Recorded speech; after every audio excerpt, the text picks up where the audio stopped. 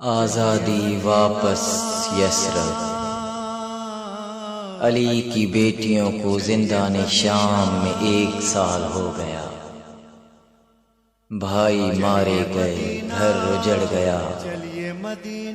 حسین کی بیٹی بابا بابا کر کے زندان میں مر گئی۔ شام کی فضائیں بدل گئیں اور لوگوں کو علم ہوا کہ انہیں دھوکہ دے دیا گیا۔ در حقیقت انہوں نے اپنے ہی نبی کے نواسے کو قتل کر دیا۔ جب یزید کو معلوم ہوا کہ لوگ باغی ہو رہے ہیں، اس نے اپنے وزیروں سے مشورہ کیا اور آدھی رات مولا زین العابدین کو اپنے پاس بلوایا اور کہا کہ دی اب تم آزاد ہو، اپنے وطن واپس چلے جاؤ۔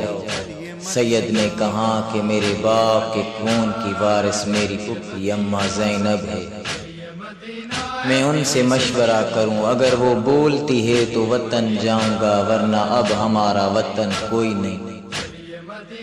آپ روتے ہوئے زندان میں آئے، علی کی بیٹی کی طرف منہ کر کے کہا پھوپھی اماں مبارک ہو۔ جب مبارک کا نام آیا تو درد کی ماری اٹھی اور رو کے کہنے لگی سجاد تو جو مبارک دے رہا ہے، کیا حسین واپس آیا ہے؟ کیا میرا اکبر واپس آیا ہے؟ کیا میرا عباس؟ سید نے کہا نہیں پھوپھی اماں، ظالم بول رہا ہے، اب تم وطن چلے جاؤ۔ بی بی نے کہا کہ میری کچھ شرطیں ہیں، اگر مانتا ہے تو وطن جاؤں گی۔ سجاد نے کہا پھوپھی اماں حکم کریں۔ بی بی نے کہا میری پہلی شرط یہ ہے کہ مجھے لٹ کر بلا کی واپس ملے، اور میری دوسری شرط یہ ہے کہ مجھے ایک گھر خالی کر کے دے جہاں مجھے میرے بھائی حسین کو رونا ہے، کیونکہ جب سے حسین شہید ہوا ہمیں کسی نے رونے نہیں دیا، اور بشیر مہاری ہمارے ساتھ چلے گا۔ یہ شرطیں یزید کو سنائی گئی، اس نے مانی اور علی کی بیٹیوں کا قافلہ مدینے کی اور چل پڑا۔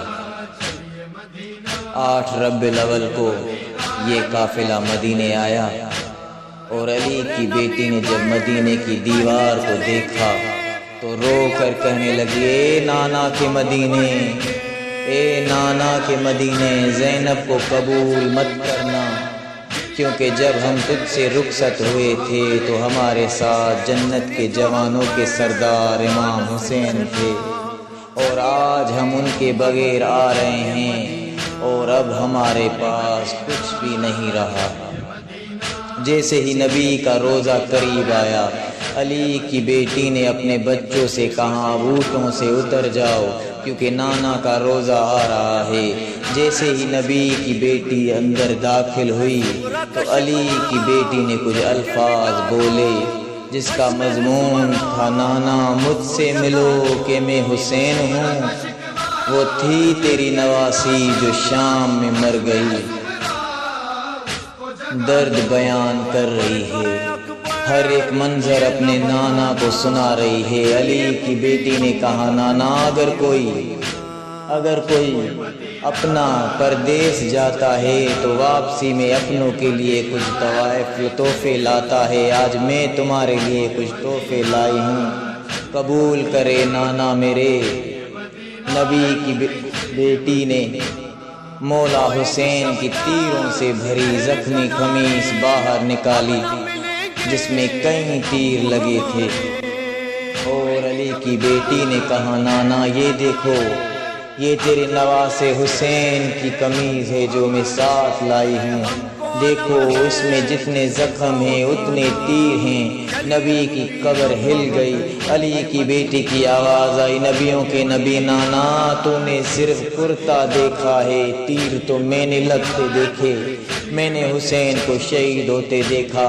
رو کر کہتی ہے نانا ابھی دن ہے میں رات کو پھر آؤں گی، ابھی دن ہے میں رات کو پھر آؤں گی، اب تم پھر اندازہ کرنا جب تم میرا کرتا دیکھنا اس کے بعد اندازہ لگانا کہ تیری امت نے تیرے بیٹوں سے زیادہ تیری بیٹیوں کو مارا۔